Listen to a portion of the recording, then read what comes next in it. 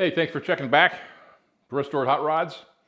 I gotta maybe change that name, Restored Hot Rods and Stuff, because I seem to do a lot more stuff than hot rods. But they're in the wings waiting. Anyway, you ever go to a garage sale and see a tool that seems like a really good deal? So you snap it up, only to find out, okay, well, it wasn't such a good deal. Well, I did that. I picked up this drill press on Marketplace. I think I paid 50 bucks for it. That's a good deal. It's cheap, right? Seems to work good. Motor ran good. Blah, blah, blah. Well, I had a hard time finding a chuck for it. You know, one of these, or one of these, or yeah, or one of these, or one of these. I couldn't find the right size. So I did some research on it, on how to replace it. It's not hard, but it takes a little bit of doing. Now this is the Chicago Power Tools, but there's a lot of them. This is probably 70s-ish, 70s, 80s-ish, Taiwan made. So it's better than most of the stuff you can buy now, that's for sure, but still cheapy at the time. Well, it's cheapy now. But anyway, this chuck comes off, it's on a taper. And the way to get that off is they make little wedges that can go in here and push it off. I don't have that. I've already had this off one, so it's gonna pop right off. So I use this method, my destroyer wrench method, put that in there and tap it. Okay, I had to tap it a little harder than that to get it off, but it came off. And you can see there, that's tapered. I'll show you. Can you see that taper? And that fits up on there. Now looking at the thing, this is the spindle is a JT number 2.5. Now that's the kicker right there. JT stands for a Jacobs taper.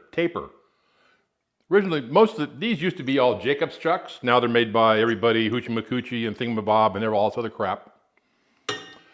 And this one happened to be an Allied. But I got looking at it closely, and if you can see it, if you can see these little wear marks, the teeth are just worn out. So a key was not going to fit. You put it in there and try to tighten it up, and it spins. It'd been used the wrong key for a long time, and stripped it out. So that's a number 2.5, JT 2.5, Jacobs taper number 2.5. They haven't made those in decades. They make the most common one nowadays is a JT33. Yeah, there's like 9 different sizes of these. And they're not all the same. There's a million different combinations. And this does not come out. If you look inside it, try to take it out, this spindle here, some of them have a slot that you can pull this out and replace it. This is all one piece. It doesn't have anything. It's all, you're screwed, right? So, doing research on forums and such, found out that a JT6, you can see that one there, a JT6, is very close to a JT 2.5. Like I said, okay, again, the 2.5 is not manufactured anymore. You can't buy a chuck that's going to fit it. But this is a JT6, and it fits on there real close, real close, but you can feel a little bit of wobble. So a lot of guys said what they did, instead of throwing the whole thing away or taking this is called a quill, taking it out, take it to a machine shop and have it machined. It's more money than the thing's worth. they'll buy a JT6, Jacob's taper number 6, and lap it on. Same way you lap a valve guide or a valve to a valve seat. Mix it up, put some paste on there. It's only off by 1/1000th, 1.5 thousandths. Not much. It's pretty close. So I'm going to try that, lapping it, and see how that works out. So I got my lapping compound, valve grinding compound. You gotta be careful what you get. Some of these are like 80 grit, which is way too coarse. I think this is 320 or something like that. 240 somewhere. I don't know. It's something. So we're going to take a little bit of this, mix it up into a little bit of water. Ooh, oh, there it is. Oh, it's everywhere. Oh, awesome. Or maybe not. Maybe we'll just try sticking some on there.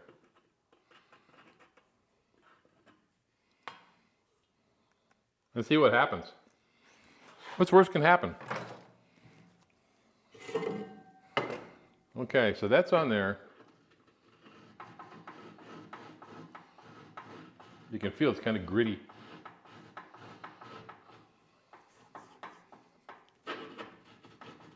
So, all right, let me get some gloves on. I'll put some heavy leather gloves on. I'm actually going to do it with the machine running. So if it grabs me, I can just let it go. Or if the chuck grabs the spindle, I can just let it go. All right, gloves, I need gloves. Okay, I got my glove on. Man, that's an old glove. This sucker's stiff. And got it on the lowest speed. How's this gonna work? I don't know. I better drop that down a little bit. I think I only paid $50 for the whole thing. Get that adjusted. All right. Let's try it.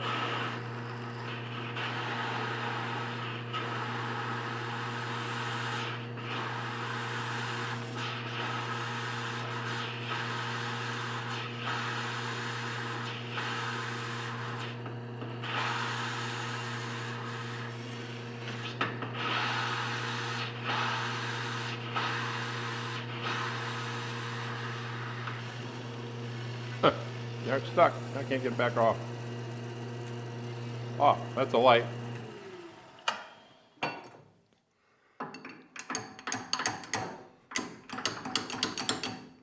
Wow, it really stuck on there quick.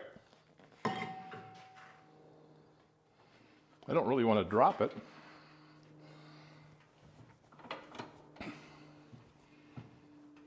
Now this chuck, this is a cheap one. This is a cheap one off Amazon. I think it was $30.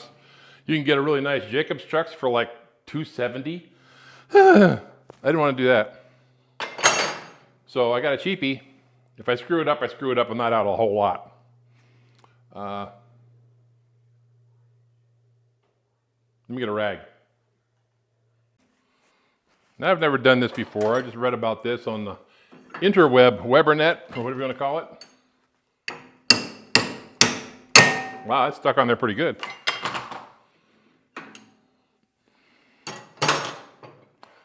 Okay, now I'm going to wipe this all off.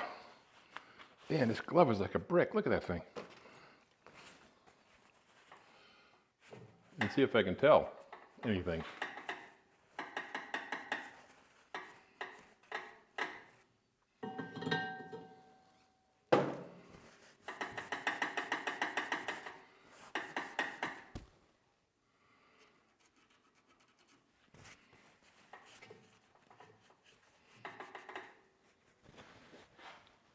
It's actually pretty rough.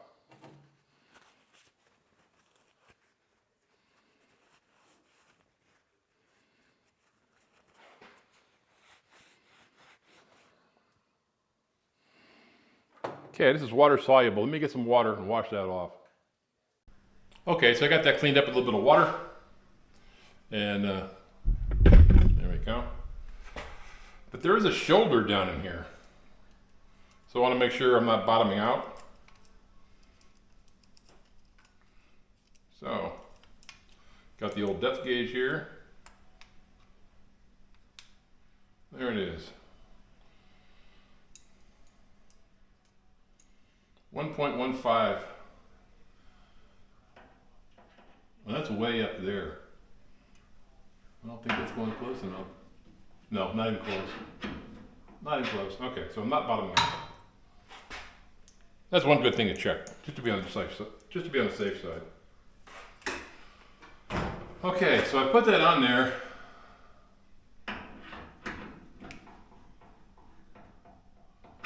Seems like that fit pretty well.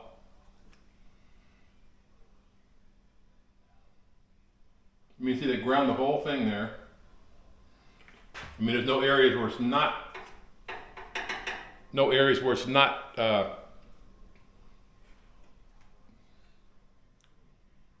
Ground on.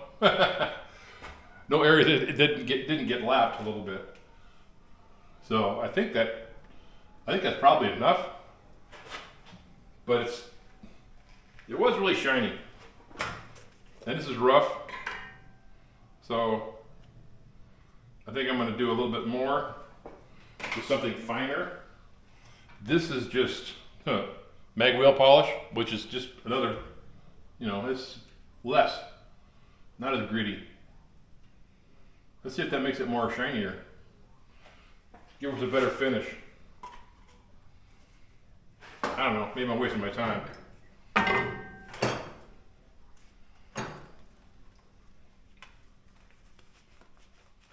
It already doesn't work, so I'm really not out anything.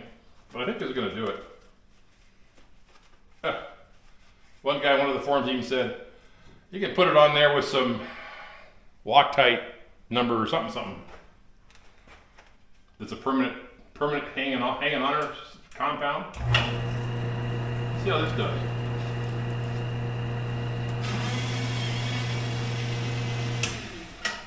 That just grabbed it. They grabbed it. Wow.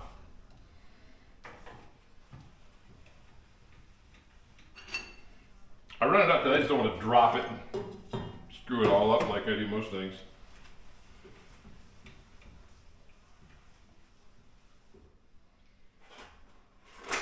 All right, here we go.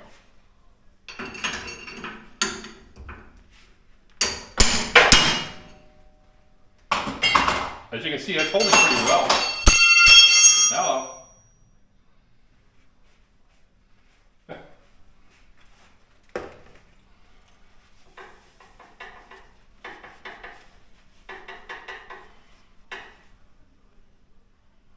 No, that didn't make any shinier, that's for sure.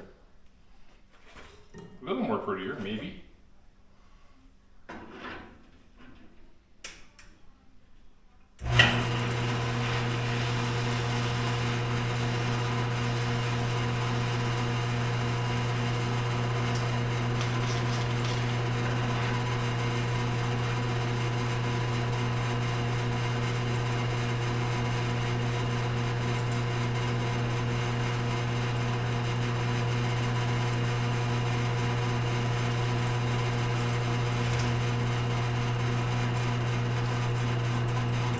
How much do you do it?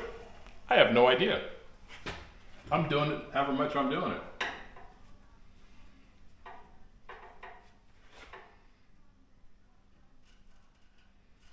I still feel it's a little gritty.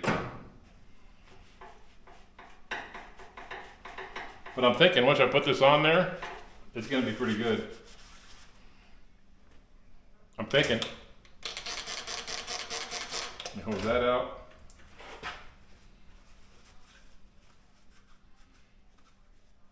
I know. Why don't you go out and buy yourself a new drill press? I got other things to spend money on. Like my old dinosaur skid steer. That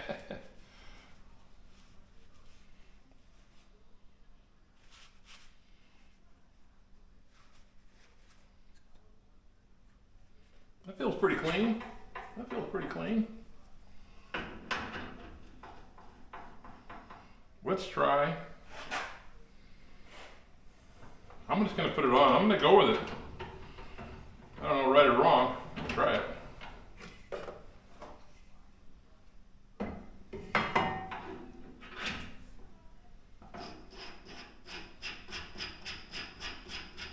Like I said, this is the cheap chuck. Amazon cheapie.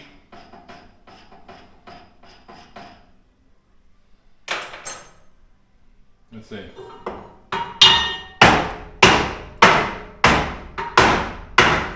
That should be all it takes.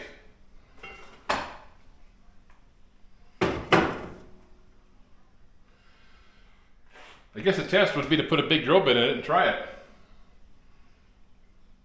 The other thing is run out. How far out it is. How do I check that? Let me grab my dial indicator and find out. Okay, so I got my dial indicator on here. Let's see. Put on 0 there. And just wanted to see how much run out this has. And I'm checking the drill press itself. There's bearings up here.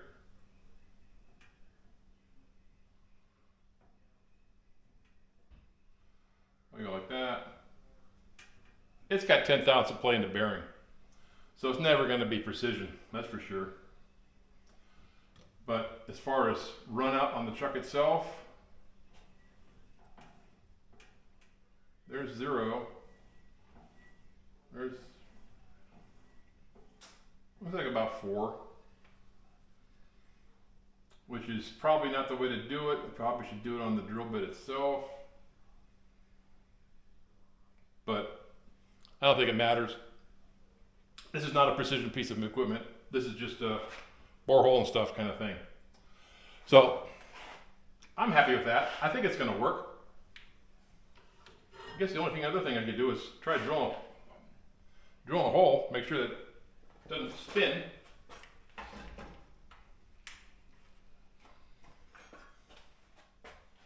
Why not? What do I got to lose?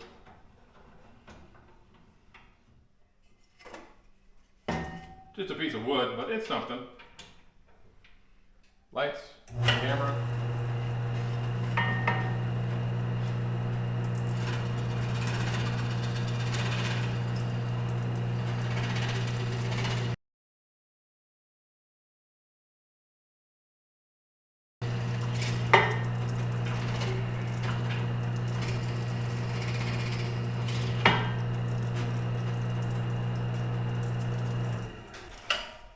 Working good enough for a $50 drill press. So now I got $70 in it. That's fine. That's all I need for now. Well, if this gave anybody a little bit of information, I hope, that took me a little bit of while, to figure out the different tapers on these things. And some of these, this quill, this adapter here, the taper, whatever they call it, will go up inside here. And there are different size tapers. There's number 2 Morse taper, number 1 Morse taper. So it all gets real confusing. So I guess the moral of the story is, if you're buying an old drill press, look a little closer than I did. Look at the chuck closely.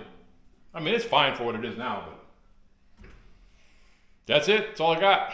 Hope it helps somebody. Take care.